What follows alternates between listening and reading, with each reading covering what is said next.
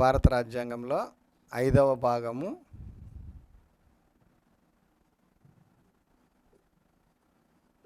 కేంద్ర ప్రభుత్వం.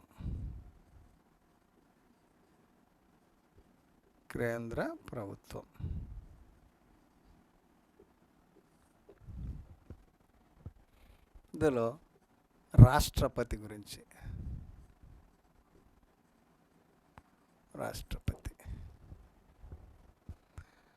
భారత రాష్ట్రపతి దేశ ప్రథమ పౌరుడు.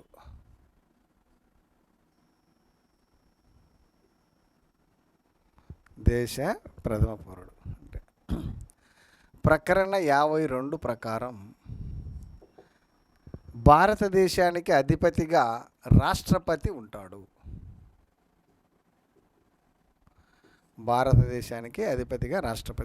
ఈయన దేశ ప్రథమ పౌరుడు,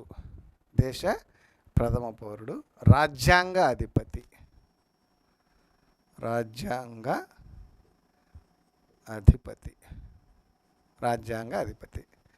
భారత ప్రథమ పౌరుడు, రాజ్యాంగ అధిపతి. మన భారతదేశం యొక్క పరిపాలన మొత్తము రాష్ట్రపతి పేరు మీద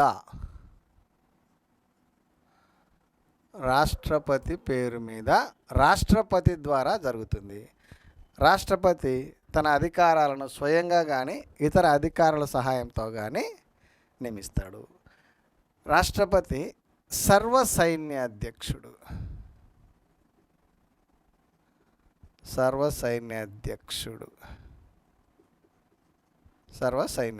రాష్ట్రపతి సర్వసైన్యాధ్యక్షుడు, త్రివిధ దళాలకు అధిపతి. దేశ పరిపాలన రాష్ట్రపతి పేరు మీద నిర్వహించబడేటువంటి అంశము, సర్వసైన్యాధ్యక్షుడు అనేటువంటి ఈ 2 అంశాలను అమెరికా రాజ్యాంగం నుండి గ్రహించడం జరిగింది. అమెరికా రాజ్యాంగం నుండి గ్రహించింది. ప్రకరణ 54 ప్రకారం రాష్ట్రపతి ఎన్నిక పద్ధతి.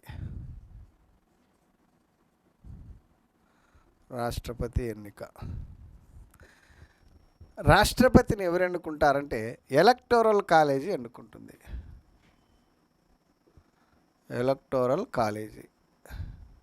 ఎన్నికల గణం ఎన్నుకుంటుంది. ఎలక్టోరల్ కాలేజీ ఎన్నుకుంటుంది. ఎన్నికల గణము రాష్ట్రపతిని ఎన్నుకుంటుంది. ఎలక్టోరల్ కాలేజీలో ఎవరెవరు సభ్యులు ఉంటారు? లోక్సభకు ఎన్నికైన సభ్యులు.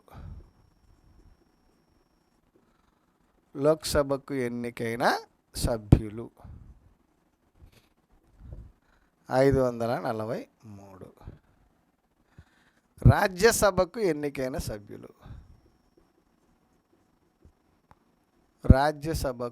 ఎన్నికైన సభ్యులు. 233.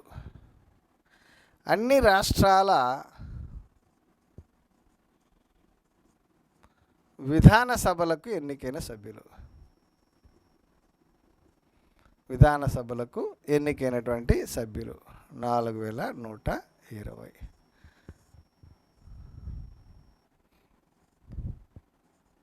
4896 మంది రాష్ట్రపతిని ఎన్నుకునేటువంటి ఎన్నికల గణంలో ఉంటారు.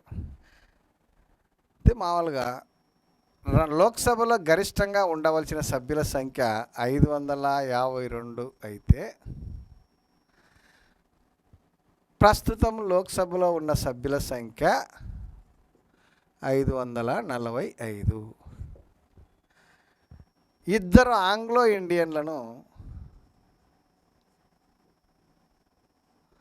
ఈ ఇద్దరు ఆంగ్లో ఇండియన్లను రాష్ట్రపతి నామినేట్ చేస్తాడు, నియమిస్తాడు. అయితే 104వ రాజ్యాంగ సవరణ ద్వారా 104వ రాజ్యాంగ సవరణ ఈ 104వ రాజ్యాంగ సవరణ ద్వారా ఆంగ్లో ఇండియన్లకు రాష్ట్రపతి చేత నియమించబడేటువంటి ఈ రిజర్వేషన్లు రద్దు చేయబడినవి. ఆంగ్లో ఇండియన్లకు రిజర్వేషన్లు రద్దు చేయబడినాయి కాబట్టి లోక్సభ సభ్యుల సంఖ్య ప్రస్తుతము 543 మాత్రమే ఉంటుంది. ఆంగ్లో ఇండియన్లను తొలగించినారు కాబట్టి. రాజ్యసభకు ఎన్నికైన సభ్యులు 233. అంటే రాజ్యసభలో గరిష్టంగా ఉండవలసినటువంటి సభ్యుల సంఖ్య గరిష్టం వచ్చేసి 250. ప్రస్తుతము రాజ్యసభలో 245 మంది సభ్యులు ఉన్నారు. అయితే రాష్ట్రపతి 12 మంది సభ్యులను 12 మందిని వాళ్ళు ఎవరంటే కళలు, సాహిత్యం, సాంఘిక సేవ, సైన్స్, శాస్త్ర సాంకేతిక రంగాలలో, సైన్స్ వంటి రంగాలలో నిష్ణాతులైనటువంటి 12 మందిని రాజ్యసభకు రాష్ట్రపతి నామినేట్ చేస్తాడు.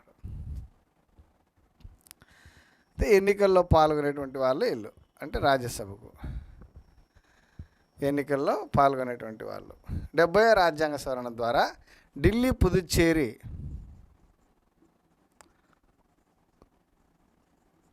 పుదుచ్చేరి విధానసభ సభ్యులకు కూడా రాష్ట్రపతి ఎన్నికలలో పాల్గొనే అవకాశం కల్పించడం జరిగినది.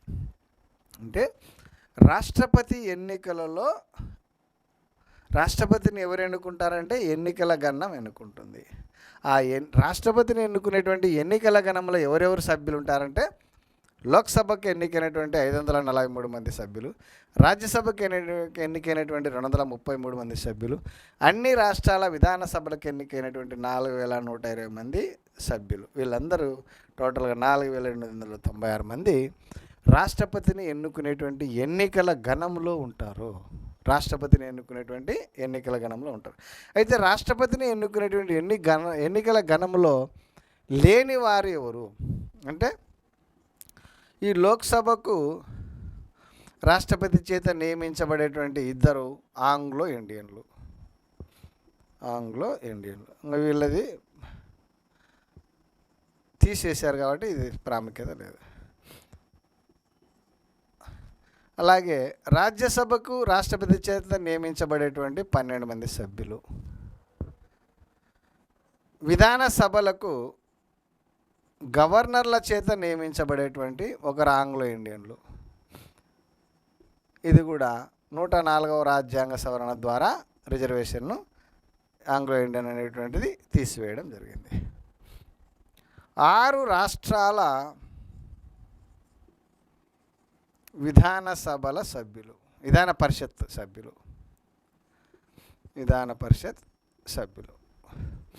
6 రాష్ట్రాల విధాన పరిషత్ సభ్యులు. వీళ్ళు 4 రాష్ట్రపతిని ఎన్నుకునేటువంటి ఎన్నికల గణంలో వీళ్ళు పాల్గొనరు. రాష్ట్రపతిని ఎన్నుకునేటువంటి ఎన్నికల గణంలో వీళ్ళు పాల్గొనరు. ప్రకరణ 55 ఏం చెప్తుందంటే రాష్ట్రపతి ఎన్నిక పద్ధతి.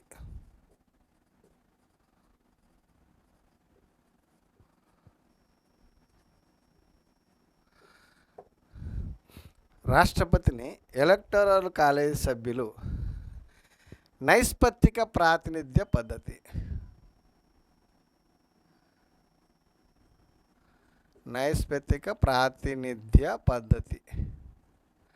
ఈ నైష్పత్తిక ప్రాతినిధ్య పద్ధతిలో ఏక ఓటు బదిలీ ద్వారా రాష్ట్రపతిని ఎన్నుకుంటారు. ఈ నైష్పత్తిక ప్రాతినిధ్య పద్ధతిలో ప్రాధాన్యతను అనుసరించి ఓట్లు వేస్తారు.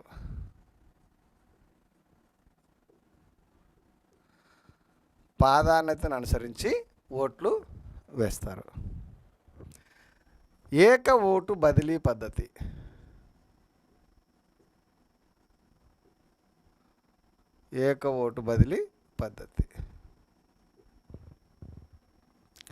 గెలుపొందే అభ్యర్థి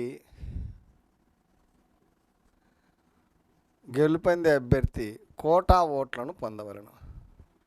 కోటా ఓట్లు అంటే 50% కంటే ఎక్కువ ఓట్లు.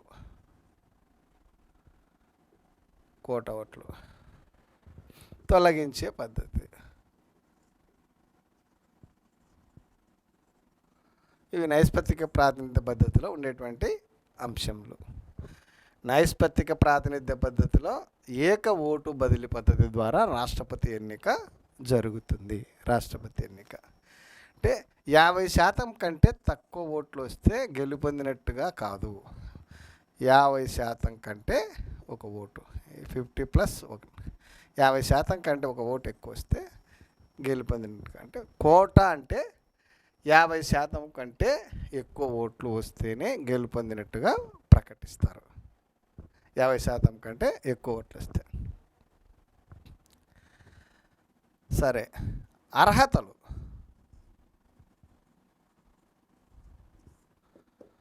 పదవీ కాలం.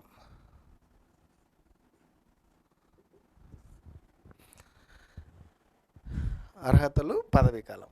పదవీ కాలం సాధారణంగా రాష్ట్రపతి యొక్క పదవీ కాలము 5 సంవత్సరములు. ఎలా అంటే రాజీనామా చేయని ఎడల, రాజీనామా చేయని ఎడల, అకాల మృతి చెందని ఎడల, అకాల మృతి చెందని ఎడల, రాష్ట్రపతి ఎన్నిక చెల్లదని సుప్రీంకోర్టు కొట్టివేయకున్నచో. రాష్ట్రపతి ఎన్నిక చెల్లదని సుప్రీంకోర్టు కొట్టివేయకున్నచో. మహాభియోగ తీర్మానం ద్వారా, ఈ మహాభియోగ తీర్మానం ద్వారా తొలగించబడని ఎడల, ఈ కారణాల చేత రాష్ట్రపతి పదవి ఖాళీ కాకుంటే రాష్ట్రపతి యొక్క పదవీ కాలము 5 సంవత్సరములు. రాష్ట్రపతి పదవీ కాలము 5 సంవత్సరాలు. ఈ కారణాల వల్ల ఏదైనా ఒక కారణం చేత రాష్ట్రపతి పదవి ఖాళీ ఏర్పడితే 6 నెలల లోపల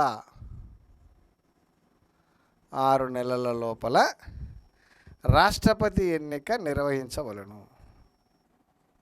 రాష్ట్రపతి పదవికి ఎన్నిక నిర్వహించవలెను.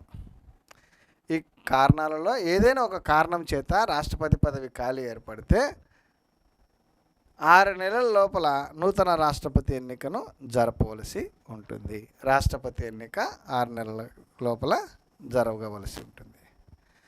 ఆ కారణాల చేత, ఏదైనా ఒక కారణం చేత రాష్ట్రపతి పదవి ఖాళీ ఏర్పడితే అది.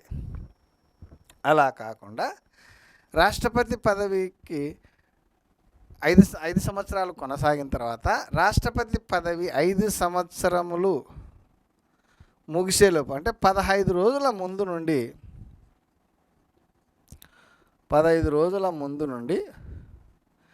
నూతన రాష్ట్రపతి ఎన్నిక ప్రక్రియ ప్రారంభిస్తారు.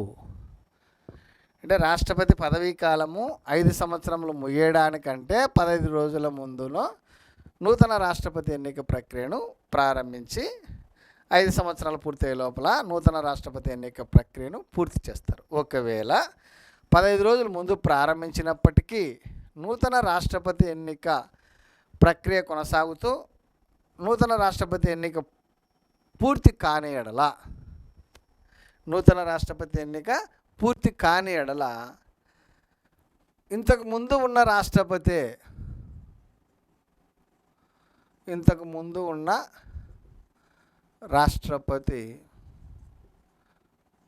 రాష్ట్రపతిగా నూతన రాష్ట్రపతి పదవిలోకి వచ్చేంత వరకు రాష్ట్రపతిగా కొనసాగుతాడు, ఇంతకుముందున్న రాష్ట్రపతి. అలా కాకుండా ఈ కారణాల చేత రాష్ట్రపతి పదవి ఖాళీ ఏర్పడితే ఈ నూతన రాష్ట్రపతి ఎన్నిక ప్రక్రియ పూర్తయ్యే వరకు ఉపరాష్ట్రపతి రాష్ట్రపతిగా వ్యవహరిస్తారు.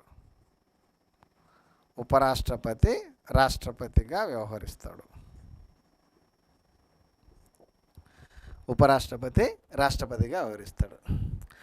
ఈ 4 కారణాలలో ఏదైనా ఒక కారణం చేత రాష్ట్రపతి పదవి ఖాళీ ఏర్పడితే 6 నెలల లోపల ఉపరాష్ట్రపతి ఎన్నిక ప్రక్రియను రాష్ట్రపతి ఎన్నిక ప్రక్రియను పూర్తి చేయవలను. ఈ సమయంలో ఉపరాష్ట్రపతి రాష్ట్రపతిగా వ్యవహరిస్తాడు. పదవిలో ఉన్న రాష్ట్రపతి 5 సంవత్సరాల కాలం పదవిలో ఉన్నటువంటి రాష్ట్రపతి 5 సంవత్సరాల పదవీ కాలం పూర్తిగా కొనసాగినప్పుడు 5 సంవత్సరాల పదవి పూర్తి అవ్వడానికంటే 15 రోజుల ముందు నుండి నూతన రాష్ట్రపతి ఎన్నిక ప్రక్రియ ప్రారంభం అవుతుంది. ఈ 15 రోజులు ముగిసే లోపల నూతన రాష్ట్రపతి ఎన్నిక ప్రక్రియ పూర్తి అవుతుంది. ఒకవేళ 15 రోజుల ముందు నుండి కూడా నూతన రాష్ట్రపతి ఎన్నిక ప్రక్రియ ప్రారంభించినప్పటికీ 5 సంవత్సరాల పదవీ కాలం పూర్తి అయినప్పటికీ నూతన రాష్ట్రపతి పదవిలోనికి రాలేకపోతే ఇంతకుముందు ఎవరైతే రాష్ట్రపతిగా కొనసాగుతున్నారో వాళ్ళే నూతన రాష్ట్రపతి పదవిలోనికి వచ్చేంత వరకు రాష్ట్రపతిగా కొనసాగుతారు. ఈ సందర్భాల్లో అయితే ఉపరాష్ట్రపతి రాష్ట్రపతిగా ఉంటాడు. ఈ సందర్భంలో అయితే ఇంతకుముందున్న రాష్ట్రపతిగా కొనసాగడం జరుగుతుంది. ఇది రాష్ట్రపతి యొక్క పదవీ కాలం గురించి. రాష్ట్రపతికి పదవికి అర్హతలు: భారత పౌరుడై ఉండాలి.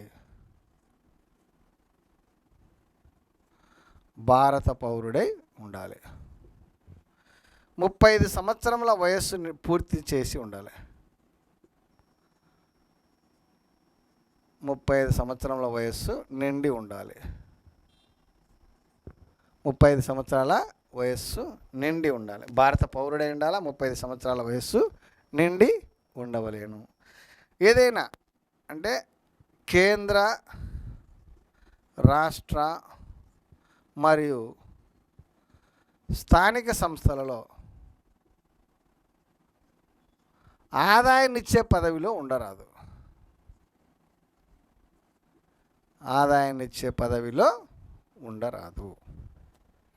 అంటే ఉపరాష్ట్రపతి,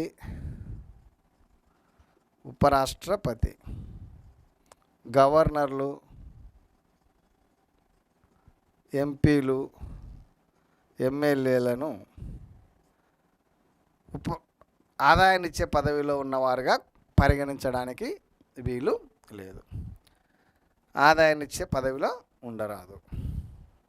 భారత పౌరుడు ఉండాలి. 35 సంవత్సరాల వయసు నుండి ఉండాలి. కేంద్ర, రాష్ట్ర మరియు స్థానిక సంస్థలలో ఏదైనా ఆదాయాన్నిచ్చే ఉద్యోగాన్ని పొంది ఉండకూడదు. తర్వాత 1952 రాష్ట్రపతి, ఉపరాష్ట్రపతి ఎన్నికల చట్టం. రాష్ట్రపతి, ఉపరాష్ట్రపతి ఎన్నికల చట్టం 1952ను అనుసరించి ఎన్నికల గణంలో ఉండేటువంటి 50 మంది సభ్యులు, ఎలక్టరల్ కాలేజీలోని 50 మంది సభ్యులు బలపరచాలి. మరొక 50 మంది సభ్యులు ప్రతిపాదించాలి. అంతేకాకుండా 15,000 రూపాయలు డిపాజిట్ చెల్లించాలి. 15,000 రూపాయలు డిపాజిట్ చెల్లించాలి. ఈ డిపాజిట్ తిరిగి పొందాలి అంటే పోలై చెల్లిన ఓట్లలో 1/6 వంతు ఓట్లు 1/6 వంతు ఓట్లు వస్తే ఆ డిపాజిట్ తిరిగి పొందడం జరుగుతుంది. పోలై చెల్లిన ఓట్లలో 1/6 వంతు. పోలై చెల్లిన ఓట్లలో మొత్తం ఓట్లు పోలైనాక పోలై చెల్లిన ఓట్లలో 1/6 వంతు ఓట్లు వస్తే ఆయన డిపాజిట్ ఆయనకు తిరిగి రావడం జరుగుతుంది. డిపాజిట్లు తిరిగి వస్తాయి. రాష్ట్రపతి యొక్క జీతభత్యాలు. రాష్ట్రపతి యొక్క జీతభత్యాలు 2వ షెడ్యూల్లో పేర్కొన్న విధంగా ఉంటాయి. 2వ షెడ్యూల్లో పేర్కొన్న విధంగా ఉంటాయి. రాష్ట్రపతి యొక్క ప్రస్తుతం జీతం వచ్చేసి 5 లక్షల రూపాయలు. రిటైర్ అయిన తర్వాత పెన్షన్ వచ్చేసి జీతంలో 50%. జీతంలో 50% పెన్షన్ వస్తుంది. 2వ షెడ్యూల్లో పేర్కొన్న విధంగా రాష్ట్రపతి యొక్క జీతభత్యాలలో పార్లమెంటు చట్టం చేసి నిర్ణయించనంత వరకు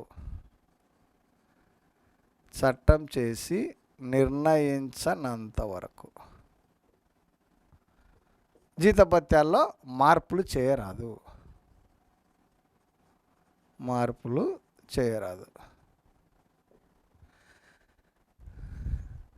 రాష్ట్రపతి యొక్క జీతభత్యాలను పార్లమెంటు చట్టం చేసి నిర్ణయిస్తుంది. రాష్ట్రపతి యొక్క జీతభత్యాలు ఐటీ పరిధి కిందికి రావు. రాష్ట్రపతి యొక్క జీతభత్యాలు ఐటీ పరిధి కిందికి రావు. రాష్ట్రపతి జీతభత్యాలపై పార్లమెంటులో ఓటింగు పెట్టరాదు. రాష్ట్రపతి జీతభత్యాలపై పార్లమెంటులో ఓటింగు పెట్టరాదు. రాష్ట్రపతి యొక్క జీతభత్యాలపైన పార్లమెంటులో ఓటింగ్ పెట్టరాదు.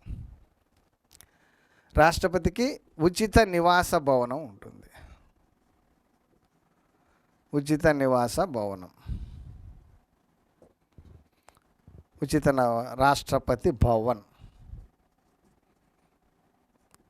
రాష్ట్రపతి భవన్ ఉంటుంది. ఇక్కడ ప్రపంచ ప్రసిద్ధిగాంచినటువంటి మొఘల్ గార్డెన్స్ కలవు.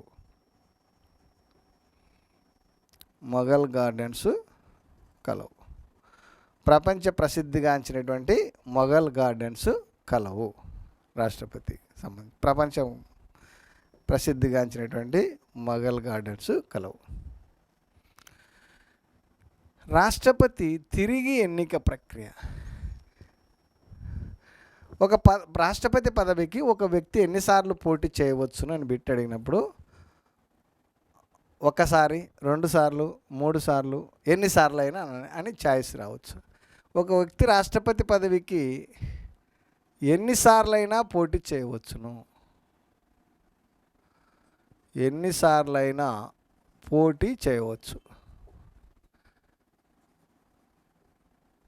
కాకపోతే మన భారత మొదటి రాష్ట్రపతి డాక్టర్ బాబు రాజేంద్ర ప్రసాద్ 2 సార్లు మాత్రమే పోటీ చేసి 3వసారి పోటీ చేయకుండా విరమించుకొని ఒక సాంప్రదాయాన్ని నెలకొల్పినారు. కాబట్టి 2 సార్లకు మించి ఎవరు కూడా రాష్ట్రపతి పదవికి మన దేశంలో పోటీ చేయడం లేదు. కాకపోతే ఒక వ్యక్తి రాష్ట్రపతి పదవికి ఎన్నిసార్లు పోటీ చేయవచ్చును అంటే రాజ్యాంగంలో ఎన్నిసార్లైనా పోటీ చేయవచ్చును.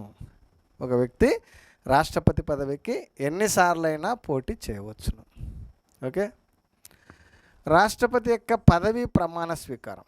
రాష్ట్రపతి సుప్రీంకోర్టు ప్రధాన న్యాయమూర్తి సమక్షంలో సుప్రీంకోర్టు ప్రధాన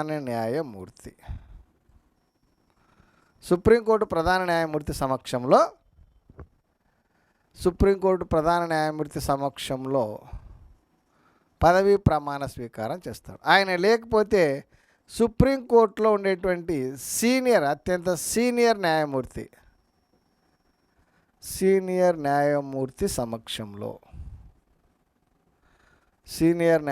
సమక్షంలో పదవీ ప్రమాణ స్వీకారం చేస్తాడు సుప్రీంకోర్టు సీనియర్ న్యాయమూర్తి. ఉపరాష్ట్రపతి కూడా ఏదైనా రాష్ట్రపతి పదవి కాలం ఏర్పడినప్పుడు రాష్ట్రపతిగా వ్యవహరించే సమయంలో కూడా అంటే ఉపరాష్ట్రపతి రాష్ట్రపతిగా ప్రమాణ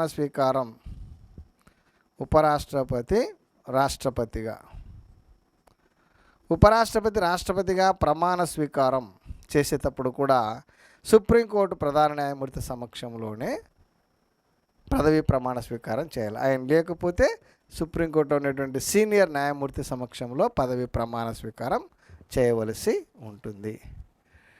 రాష్ట్రపతిని తొలగించేటువంటి ప్రక్రియ. ఈ రాష్ట్రపతిని తొలగించేటువంటి ప్రక్రియనే మహాభియోగ తీర్మానం అంటారు.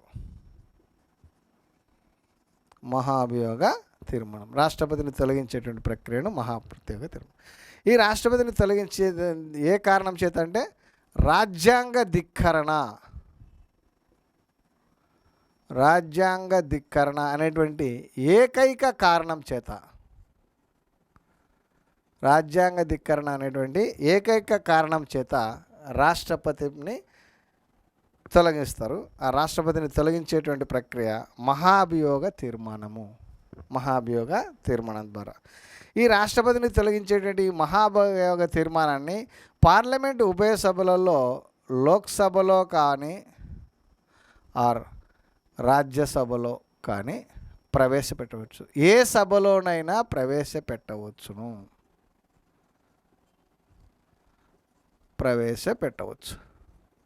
రాష్ట్రపతిని తొలగించేటువంటి ఈ తీర్మానాన్ని పార్లమెంటు ఉభయ సభలలో ఏ సభలోనైనా ప్రవేశపెట్టవచ్చును.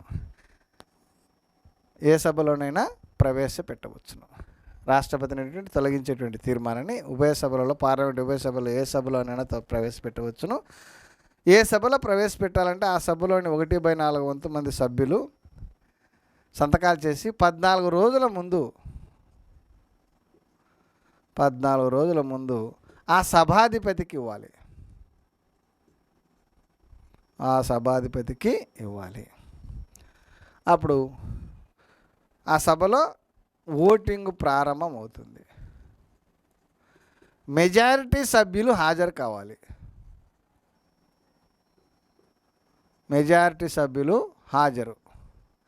ఈ మెజారిటీ సభ్యులు హాజరైన తర్వాత 2/3 వంతు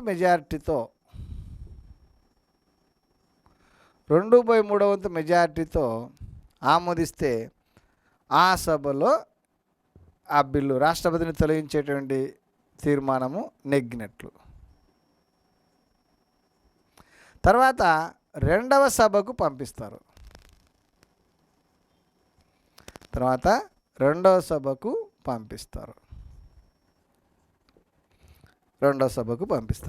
ఈ రెండవ సభ మొత్తం కానీ లేదా సభ చేత నియమించబడిన కమిటీ ద్వారా కానీ విచారణ ప్రారంభిస్తారు. తర్వాత సభకు రాష్ట్రపతి కూడా హాజరై తన వాదనలు వినిపించవచ్చును, కానీ ఓటు వేసేటువంటి అధికారం లేదు. రెండవ సభ కూడా 2/3 వంతు మెజార్టీతో ఆమోదిస్తే ఆ రోజు నుండి రాష్ట్రపతి తొలగించబడతాడు. అంటే పదవి ఖాళీ ఏర్పడుతుంది. రాష్ట్రపతి తొలగించబడతాడు. రాష్ట్రపతి యొక్క పదవి ఖాళీ అవుతుంది. ఓకే.